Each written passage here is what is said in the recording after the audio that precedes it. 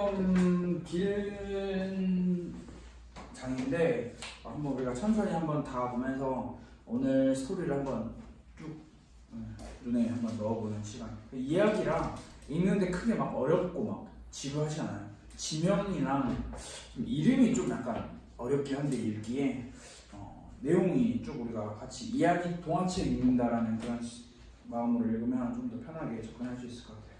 사사기 4장 1절부터 24절 말씀을 우리 한번 다 같이 읽어볼 건데 제가 한 절, 그 다음에 여러분이 한 절 이렇게 돌아가면서 한번 읽어봅시다. 천천히 한번 읽어볼게요. 제가 먼저 읽을게요. 에훗이 죽으니 이스라엘 자손이 또 여호와의 목전에 악을 행하매 여호와께서 하솔에서 통치하는 가나안 왕 야빈의 손에 그들을 사셨으니 그의 군대 장관은 하롯의 학고임에 거주하는 시스라요. 야빈 왕은 철병거 900대가 있어 20년 동안 이스라엘 자손을 심히 학대했으므로 이스라엘 자손이 여호와께 부르짖었더라. 그때 라피도스의 아내 여선지자 드보라가 이스라엘의 사사가 되었는데 그는 에브라임 산지 라마와 베델 사이 드보라의 종려나무 아래에 거주하였고 이스라엘 자손은 그에게 나아가 재판을 받더라. 드보라가 사람을 보내어 아비노함의 아들 바락을 납달리 게데스에서 불러다가 그에게 이르되 이스라엘의 하나님 여호와께서 이같이 명령하지 아니하셨느냐. 너는 납달리 자손과 스불론 자손 만명을 거느리고 다볼산으로 가라. 내가 야빈의 군대 장관 시스라와 그의 병거들과 그의 무리를 기손강으로 이끌어내게 이르게 하고 그를 내 손에 넘겨주리라 하셨느니라. 바락이 그에게 이르되 만일 당신이 나와 함께하면 내가 가려니와 만일 당신이 나와 함께 가지 아니하면 나도 가지 아니하리라 하니 이르되 내가 반드시 너와 함께하리라. 그러나 내가 이번에 가는 길에서는 영광을 얻지 못하리니 이는 여호와께서 시스라를 여인의 손에 파실 것이니라 하고 드보라가 일어나 바락과 함께 게데스로 가니라. 바락이 스불론과 납달리를 게데스로 부르니 만명이 그를 따라 올라가고 드보라도 그와 함께 올라가니라. 모세의 장인 호밥의 자손 중 겐 사람 헤벨이 떠나 게데스에 가까운 사하나님 상수리 나무 곁에 이르러 장막을 쳤더라. 아비노함의 아들 바락이 다볼산에 오른 것을 사람들이 시스라에게 알리매 시스라가 모든 병거 곧 철병거 900대와 자기와 함께 있는 모든 백성을 하롯의 탁고임에서부터 기손강으로 모은지라. 드보라가 바락에게 이르되 일어나라. 이는 여호와께서 시스라를 내 손에 넘겨주신다리라. 여호와께서 너의 앞서 너가지 아니하시느냐 하는지라. 이에 바락이 만명을 거느리고 다볼산에서 내려가니 여호와께서 바락 앞에서 시스라와 그의 모든 병거와 그의 온 군대를 칼날로 혼란에 빠지게 하시매 시스라가 병거에서 내려 걸어서 도망한지라.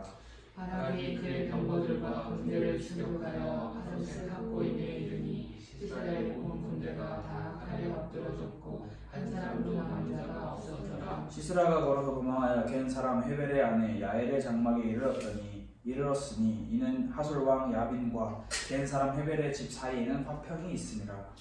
야엘이 나가 시스라를 영접하며 그에게 말하되 나의 주여 들어오소서. 내게로 들어오시고 두려워하지 마소서 하며 그가 그 장막에 들어가니 야엘이 물로 들어섰더라. 시스라가 그에게 말하되 청하노니 내게 물을 조금 마시게 하라. 내가 목이 마르다 하매 우유 부대를 열어 그에게 마시게 하고 그를 덮으니 그가 또 이르되 장막문에 섰다가 만일 사람이 와서 내게 묻기를 여기 어떤 사람이 있느냐 하거든 너는 없다라 하고 그가 깊이 잠드니 헤벨의 아내 야엘이 장막 말뚝을 가지고 손에 방망이를 들고 그에게로 가만히 가서 말뚝을 그의 관자놀이에 박음에 말뚝이 꿰뚫고 땅에 박히니 그가 기절하여 죽으니라.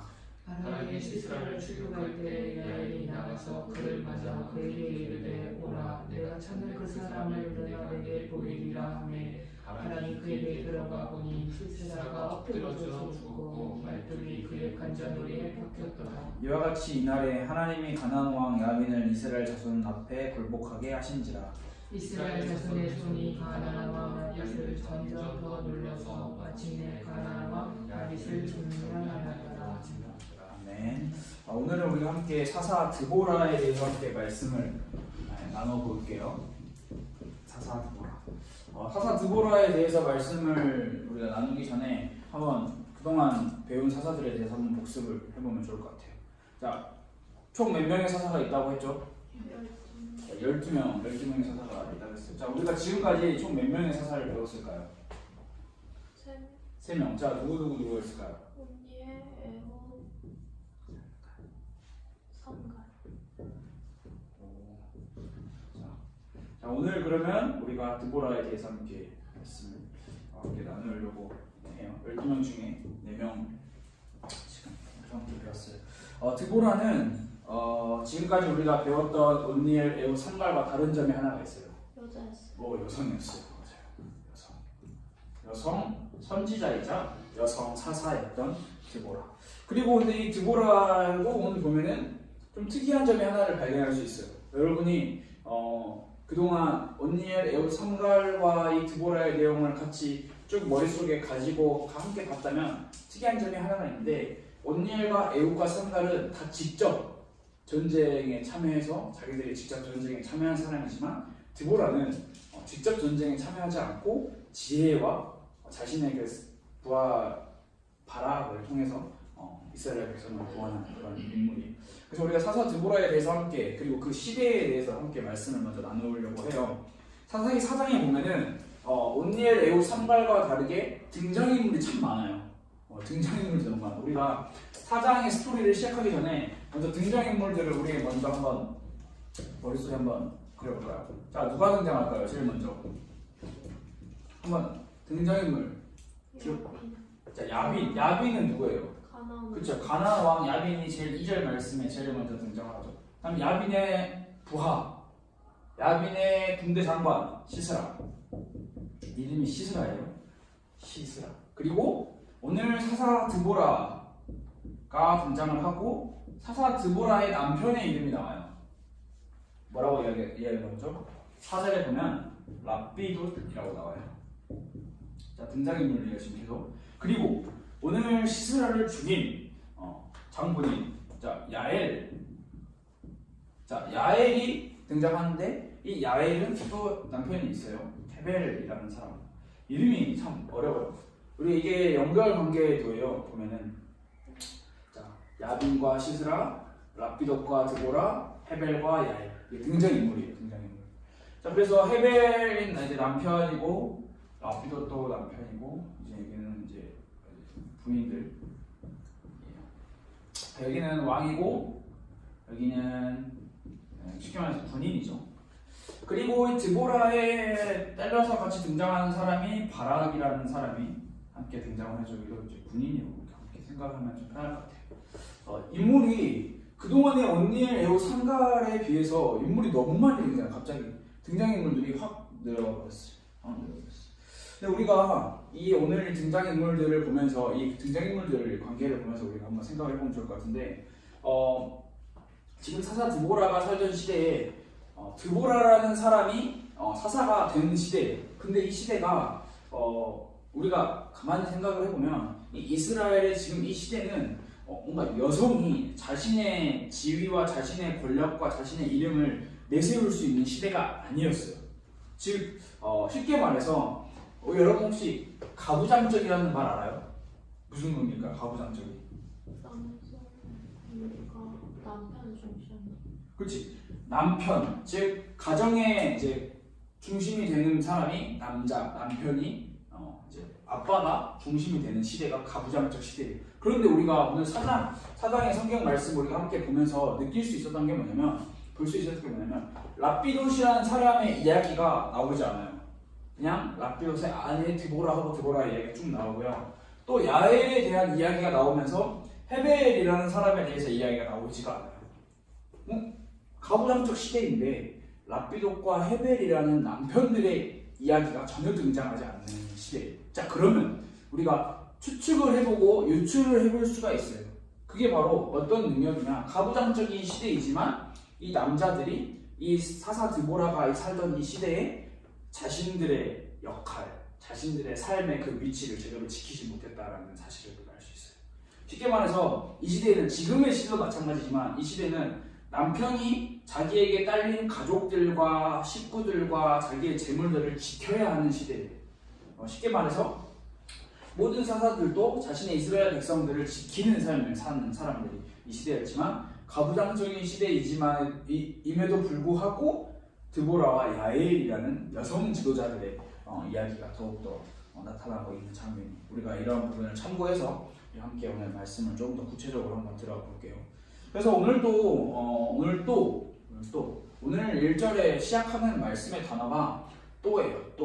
또 이스라엘 백성이 여호와의 목전에서 악을 행했다. 그 악을 행한 결과 이스라엘 백성들이 하나님께서 야빈 왕에게 파셨어요.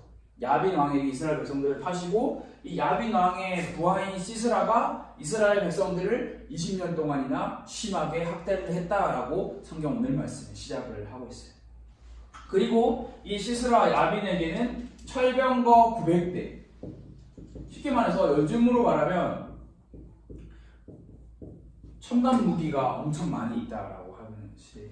왜냐하면 이 시대에는 걸어다니면서 뛰어다니면서 이제 열심히 전쟁을 하는 시대지만 말 뒤에 병거를 타고 이렇게 다니는 건 엄청나게 빠른 기동력과 신속함을 가질 수 있는, 쉽게 말해서 그 시대에는 엄청난 첨단 무기, 철병거를 가지고 있었던 시대라고 우리가 생각을 해볼 수 있어요.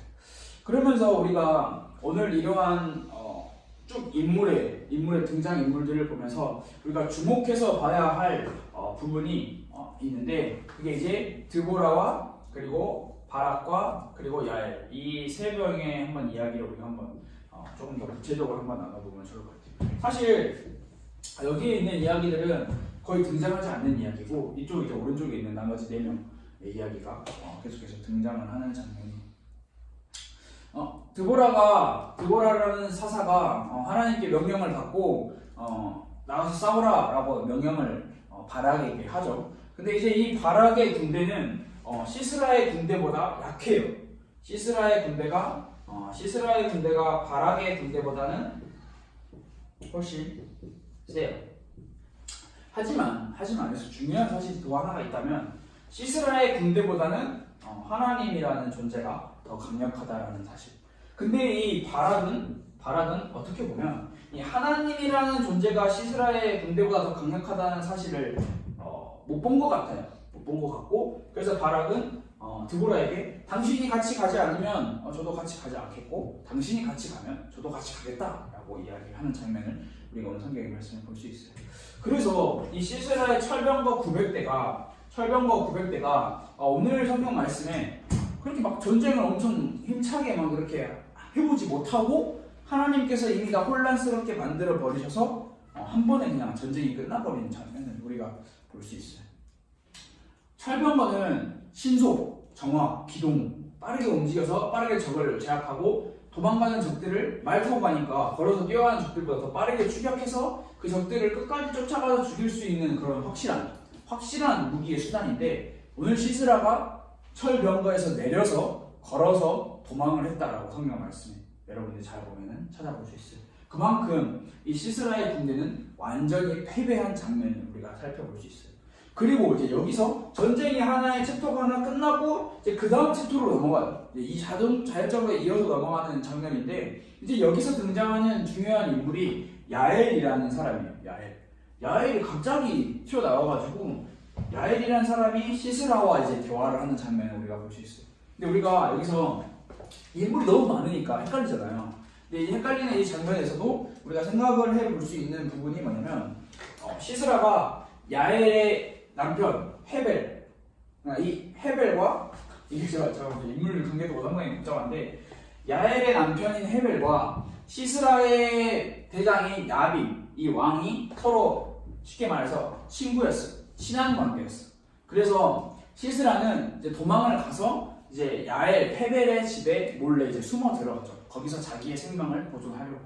그런데 오늘 야엘이 시스라를 보면서 잘 맞이해주죠. 야엘이 시스라에게 뭘 줘요? 뭘 주죠? 우유를 주죠. 물을 달라고 하니까 우유를 주고, 또 몸이 추웠나봐. 그래서 이불로 덮어주고, 시스라가 잘 잘 수 있도록 아주 잘 친절하게, 아주 엄청난 친절을 베풀어주는 장면을 우리가 볼 수 있어요. 그런데 친절이 진짜 친절이었어요. 자, 야엘이라는 여성이 엄청나게 대장부였나? 대장부라고 하는 말이 안 맞죠? 엄청나게 큰 배짱과 큰 담력을 가지고 있는 사람이었나 봐요. 그 당시에 이제 우리가 천막 같은 걸 혹시 여러분은 텐트나 천막 같은 거 쳐본 적 있어요? 가영이랑 이게 혹시 텐트나 천막 같은 거 쳐본 적 있어요? 이게 뭐 텐트라고 한다면 자, 텐트를 땅 위에 올리려면 그냥 이대로 텐트를 놓으면 어떻게 돼요? 바람이 불면 텐트를 불면 바람이 날아가죠. 그럼 이 텐트가 바닥에 고정할 수 있는 뭔가가 있어야 되잖아요. 이렇게 안 날아갈 수 있도록. 이게 이제 쉽게 말해서 말뚝이라는 개념인데 그 말뚝이 이제 이렇게 박으면 땅에 이렇게 망치를 쳐서 박으면 이렇게 텐트 쳐보면은 우리가 쉽게 알 수 있어요. 근데 이 당시에는 이 말뚝이 더 컸겠죠. 엄청난 큰 장막을 가지고 있었기 때문에 말뚝이 엄청 컸겠죠. 근데 이 야엘이라는 사람이 정말 잔인하고도 징그러운 방법이에요. 자고 있는 시스라의 관자놀이에다가 대고 이제 말뚝을 박아서 이제 한 번에 시스라가 그냥 죽어버렸어요. 그냥 죽어버렸어요. 그냥 이렇게 해서 이야기는 그냥 이렇게 아주 싱겁게 시스라라는 사람에 대해서 아주 싱겁게 끝나버려요. 근데 우리가 이 이야기가 이 복잡한 인물 관계도와 이 등장 인물에 대한 이 내용과 이 복잡한 내용을 통해서 우리가 대체 무엇을 찾아볼 수 있고 무엇을 생각해 볼 수 있는지 우리가 함께 이제 생각을 해보면 좋을 것 같아요. 자, 오늘 여러분의 제가 가영이랑 은교한테 제가 한번 질문을 해볼게요. 오늘 사사기 4장에서 자, 주인공은 누구예요? 자, 드보라. 또 가영이 어떻게 생각해요? 오늘 사사기 4장의 영웅은 누굴까요? 주인공은 누굴까? 누가 제일 많은 영광을 누려야 할까? 자, 사사기 4장의 영웅은 누굴까요? 누구라고 생각하세요? 이 인물이 너무 많아. 이 중에 한 번 고르면 돼. 시스라, 드보라, 바락, 야엘, 헤벨, 라피도, 야빈. 자, 가영이는 누구라 생각해요? 사사기 4장의 영웅이 누굴까? 뭐라고? 누굴까요? 당시에 사사로 있던 드보라? 아니면 드보라의 명령을 받아서 전쟁에 나간 바락? 아니면 시스라를 죽인 장군인인 야엘? 야엘? 가영이는 어떻게 생각해요? 야엘인 것 같아요? 드보라인 것 같아요? 바락인 것 같아요? 아니면 시스라인 것 같아요? 이거 전동기거든요. 그렇지. 뭔가 이게 누구를 딱 하나를 이렇게 꼽아서 영웅이라고 하기에는 상당히 좀 애매하죠. 좀 이야기가 다르다라는 거를 여러분들이 알 수 있죠. 온니엘, 에훗, 삼갈. 그럼 누가 비교될 수 없을 만큼 이 사람들은 딱 한 명의 독자적인 영웅이었어요. 근데 오늘 사사기 4장 말씀을 통해서 우리가 한번 사사기 4장의 주인공 영웅은 대체 누구지? 라고 생각해 볼 수 있는 장면이 성경 말씀에 등장을 하고 있어요. 4장 23절을 우리 한번 볼까요? 4장 23절. 23절을 보면 뭐라고 나와 있냐? 이 사사기의 결론, 4장의 결론을 성경 말씀에서 이야기하고 있어요. 제가 한번 읽어볼게요. 이와 같이 이날에 하나님이 가나안 왕 야빈을 이스라엘 자손 앞에 굴복하게 하신지라. 누가 영웅이라고 등장하고 있어요? 야엘이, 드보라가, 바락이라고 등장하지 않고 하나님이 가나안 왕 야빈을 이스라엘 앞에 굴복하게 하셨다라고 이야기를 하고 있어요. 즉 우리가 사사기 4장의 영웅이 누구냐라고 이야기할 때 바락이냐, 드보라냐, 야엘이냐, 그래 뭐 셋 다 영웅이다라고 할 수도 있지만 성경 말씀에서 분명하게 이야기하고 있는 사사기 4장의 영웅은 다른 존재가 아닌 하나님이라는 존재를 확실하게 이야기를 하고 있는 장면이에요. 사실 우리가 이 드보라와 바락과 야엘과 시스라의 이야기를 보면서 자칫 착각을 하고 자칫 잊어버릴 수 있는 장면이 하나님이 지금 이 시간에 잠깐 안 계신 것 같네? 뭔가 야엘이 그냥 담대하게 죽인 것 같고 드보라가 그냥 잠깐 일을 잘한 것 같아 보이는 그런 상황을 볼 수 있어요. 하지만 사사기 4장에 그리고 사사기의 모든 내용에 숨겨진 항상 영웅은 오직 하나의 영광을 받으실 존재는 하나님이라는 사실을 우리가 반드시 알아야 하는 부분이에요. 오직 하나님만이 영광을 받으셔야 할 존재라는 것을 이 사사기 4장에서 4장 23절 말씀에서 결론으로 확실하게 이야기를 하고 있어요. 그리고 우리가 마지막으로 함께 또 생각해 볼 수 있는 장면이 분명히 있어요.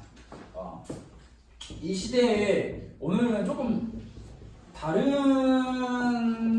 이야기들과는 조금 더 다른 이야기가 나오고 있는데 이제 그 신분에 대해서 우리가 함께 생각을 해볼 수 있는데 자 헤벨의 아내 야엘이라고 등장을 하고 라피돗의 아내 드보라라고 등장을 하고 야빈의 군대 장관 시스라라고 등장을 해요. 즉 누구누구의 애라고 이렇게 등장을 하죠. 누구누구의 어떤 그 사람이 어디에 속해 있는지를 설명해 주는 단어예요. 그냥 야엘이라고 등장을 하지 않고 누구누구의 아내, 누구누구의 군대 장관, 누구누구의 누구누구의 라고 등장을 하죠. 자 그러면 우리는 누구의 자녀라고 표현을 하죠. 누구의 자녀. 즉 누구의 자녀라는 이 표현은 우리가 독자적으로 뭔가 내 정체성을 드러낼 수 있는 존재가 아닌 어디에 속해 있다라는 거예요. 속해 있다. 속해 있다라는 말이 좀 어렵나? 어려면 어디 안에 들어와 있는 존재라고 우리가 생각을 하면 좀 쉬울 것 같아요. 즉 뭐냐면 누구누구의 땡땡이라는 사실은 이 누구누구의 보호를 받는 존재라는 거예요. 야빈의 군대 장관 시스라는 야빈의 보호를 받는 존재고요. 헤벨의 아내 야엘은 헤벨의 보호를 받는 존재고 라피돗의 아내 드보라는 라피돗의 보호를 받아야 하는 존재. 자 그러면 은교랑 과영이는 누구의 자녀예요? 자, 너무 정답을 쉽게 나왔는데 하나님의 자녀라는 말은 우리가 자녀죠. 근데 우리 자녀라는 신분이 하나님께 속해 있다라는 말이에요. 그리고 우리는 하나님의 보호를 받아야 할 존재라는 사실이에요. 그게 오늘 우리의 신분을 사사기 4장을 통해서 우리가 생각을 해볼 수 있는 장면이에요. 즉 하나님의 자녀라는 말은 하나님의 보호를 받고 하나님의 도움을 받아야 할 존재인데 그럼 당연히 우리는 우리를 보호해 줄 의무를 가지고 있는 우리의 주인에게 도움을 요청할 수 있어요. 하나님 우리를 도와주세요. 하나님 우리를 살려주세요. 하나님 우리가 너무 힘들어요. 우리에게 힘을 주세요. 어떠한 수많은 도움의 방법을 요청할 수 있죠. 한번 잘 들어보세요. 이게 맞는지 안 맞는지. 하나님 제가 더 이상 하나님을 찾지 않게 해주세요 라고 말하면 어때요? 은교야? 은교가 하나님께 기도해. 하나님 제가 더 이상 하나님을 찾지 않고 제가 이것도 잘하고 저것도 잘하고 이것도 잘할 수 있을 것 같아요. 안 찾게 해주세요. 어려움이 없게 해주세요. 그러면은 은교가 과연 신앙생활에 있어서 잘하는 걸까요? 아니면 잘못하는 걸까요? 우리가 하나님 다시는 하나님을 찾지 않게 해주세요라고 말한다면 굉장히 멋지고 성숙한 신앙인이 되는 것 같아요. 내가 뭔가 신앙생활을 잘하는 것 같고 내가 뭔가 잘하고 있는 것 같이 보이기 때문에 하지만 우리의 신분, 하나님의 자녀라는 하나님 안에 속해 있는 우리의 존재를 부인하는 거예요. 그리고 나는 다른 삶의 원리로 내 삶을 살아가겠습니다 라고 고백하는 게 바로 아주 무시무시한 고백. 하나님 전 다시는 하나님 찾고 싶지 않아요. 하나님의 도움을 요청하고 싶지 않아요. 하나님의 도움이 필요 없어요. 제 힘으로 할 수 있어요 라고 하는 것은 하나님에게 속해 있는 우리의 존재, 우리의 신분 자체를 부인하는 거예요. 사실 매우 무서운 이야기죠. 그래서 우리의 신분이 하나님의 자녀라는 말은 하나님께 속해 있다라는 의미인데 하나님께 속해 있다라는 것은 즉 우리의 이름이 세상에 살면서 드러나고 우리의 이름이 유명해지고 우리의 이름이 막 사람들이 어디를 가든지 저 사람 맞아 저 사람 이렇게 잘 알려지고 드러나지 않아도 괜찮은 이유가 바로 여기 있는 거예요. 왜? 우리는 우리의 정체성, 우리의 신분 자체가 나라는 한 사람 독자적인 신분이 아니라 하나님께 속해 있는 하나님의 자녀이기 때문에 사실 우리는 내 신분, 자녀라는 우리의 신분이 드러나기보다 우리의 주인이신 하나님이 드러나는 삶을 살아야 되는 게 우리가 추구해야 할 옳은 삶이라는. 사실 더 세게, 더 강력하게 이야기를 하자면 윤덕현, 그리고 정은교, 그리고 남가영이라는 이름은 사실 이 세상에 살면서 전혀 드러나지 않아도 돼요. 아무도 몰라도 돼요. 그냥 소리 소문 없이 살다가 그냥 소리 소문 없이 이게 하나님의 곁으로 가도 문제가 없어. 왜 문제가 없냐? 근데 우리의 삶을 통해서 하나님이라는 존재가 드러난다면 그건 우리의 삶은 세상 사람들이 그 누군지 모르겠는데 그 이름 누군지 모르겠는데 라고 해도 하나님의 이름이 드러난다면 하나님 믿었던 누구 그럼 하나님의 이름이 드러나는 거예요. 우리가 연말에 보면 연기대상, 무슨 가요대상 이런 거 하면은 수상을 해요. 그런 거 본 적 있어요. 연예인들 나와서 상 받고 막 소감 말하고. 그 사람들 중에 이런 사람들이 있어요. 뭐 하나님께 영광을 돌려드립니다. 뭐 예수님께 영광을 돌려드립니다. 뭐 영광을 돌려드립니다. 사실 그 자리는 아무나 갈 수 있는 자리가 아니에요. 어떤 사람은 잠깐 반짝 열심히 해가지고 그 상을 받는 사람도 있지만 어떤 무명이라는 배우, 그리고 무명이라는 어떤 연극하는 사람들은 10년, 15년, 20년 동안 계속 사람들이 아무도 안 알아줘. 아무도 알아주지 않는 곳에서 한 15년 동안 연기 생활을 하다가 상을 받았어. MBC, KBS 엄청난 우리나라의 지상파 대상을 받았어. 근데 받았는데 첫 자리에 올라와서 첫 입을 떼면서 하는 말이 하나님께 모든 영광을 돌려드립니다. 사실 그게 쉬운 것 같지만 저는 쉽지가 않다라는. 왜냐하면 아무도 나를 알아주지 않고 내가 돈 몇 푼 벌지 못하고 어렵게 살아가고 있는 삶 속에서 지금 내가 전 세계까지는 아니지만 우리나라 TV에 딱 나와가지고 나라는 사람을 드러낼 수 있는 위치에 딱 섰는데 그 자리에서 하나님께 영광을 돌려드립니다. 물론 그 중심에 어떤 말을 하고 어떤 신앙생활이 있는지 잘 모르겠지만 본인의 신분을 본인의 그 이름보다는 자기가 믿고 자기를 이 자리까지 있게 해준 그 하나님이라는 존재를 드러내려고 하는 그 사람들의 우리가 신앙 그 사람들의 마음을 우리가 볼 수 있어요. 그래서 아주 어려운 말일 수도 있어요. 아주 어려운 말일 수도 있는데 이 히브리어라기보다는 히브리서 말씀에 보면은 무명하나 유명한 사람이라는 의미의 말씀이 있어요. 정반대의 말씀이에요. 정반대의 이야기예요. 우리가 무명, 즉 우리의 이름이 없어. 하지만 유명, 우리의 이름이 있어. 어딘가에. 그러니까 우리는 우리의 삶이 무명하지만 우리의 삶이 유명한 삶을 살아야 되는데 그게 바로 우리의 신분을 확실하게 드러내주는 말이에요. 우리의 삶은, 우리의 이름은 무명해도 괜찮아요. 하나님께서 드러나신다면, 하나님이 드러난다면 우리의 삶은 자연적으로 우리의 삶은 유명해지는 삶을 살 수 있는 거예요. 그래서 이번 주 한 주간 동안 같이 고민해보고 같이 생각해보면 좋을 게 뭐냐면 대체 어떻게 하면 내 삶을 통해서 하나님이 드러날 수 있을까? 어떻게 하면 내 삶에서 하나님이 드러날 수 있을까? 내 안에 계신 하나님을 우리가 끄집어가지고 보여줄 수 없고 내가 하나님을 믿는데 이 내가 믿는 하나님을 어떻게 내 주변 사람들, 내 이웃과 내 친구들과 우리 선생님과 내 가족들에게 어떻게 하면 보여줄 수 있을까? 어떻게 하면 드러나게 할 수 있을까? 그 고민을 한번 해보는 그런 삶을 살았으면 좋겠어요. 그 고민을 해보는 삶을 살았으면 좋겠어요.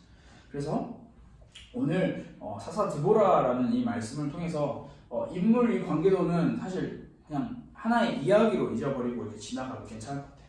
하지만 드보라도 아닌 야엘도 아닌 바락도 아닌 오직 하나님만이 영광을 받으시고 하나님만이 주인공이 된 이 사사기 사장의 모습을 보면서 우리의 삶도 마찬가지예요. 우리가 비록 주인공이 우리 삶의 주인공이 아니어도 하나님이 드러나는 삶을 산다면 우리의 삶은 하나님께서 인정해 주시는 삶으로 딱 결론이 지어지는 그런 삶을 우리가 살았으면 좋겠어요.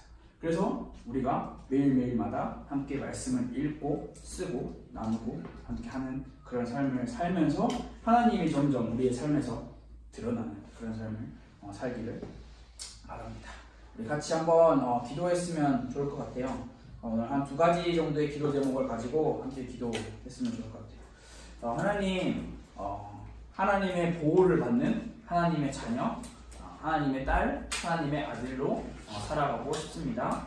그리고 2번째로는 하나님 제 삶에서 제 이름과 제 업적이 드러나는 삶이 아니라 하나님이 드러나는 삶을 살 수 있도록 하나님께서 인도해 주세요. 우리 한번 한 1분 정도만 같이 기도하고 예배를 마치면 좋을 것 같아요. 기도하겠습니다.